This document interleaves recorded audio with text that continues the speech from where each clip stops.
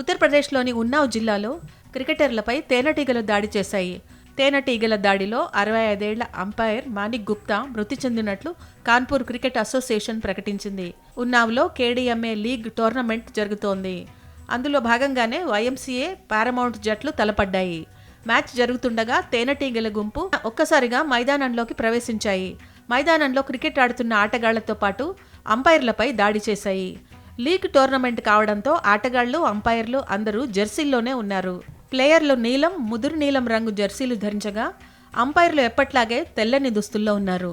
ఈ దుస్తులే కారణమో లేక ఇంకేదైనా కారణమో తెలియదు కానీ తేనెటీగలు ఆటగాళ్ల కంటే అంపైర్లపైనే ఎక్కువగా దాడి చేశాయి. దీంతో అంపైర్లు మానిక్ గుప్తా, జగదీష్ శర్మలు తీవ్రంగా గాయపడ్డారు. కొందరు ఆటగాళ్లపై కూడా ఈ తేనెటీగలు దాడి చేయగా వారు గాయపడ్డారు.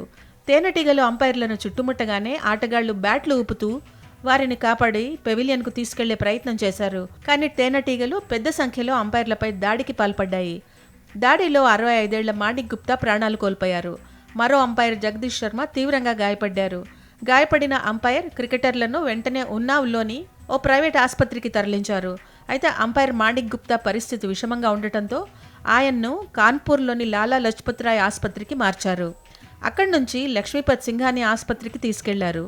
ఇలా ఎంత ప్రయత్నించినా అతడి ప్రాణాలు దక్కలేదు.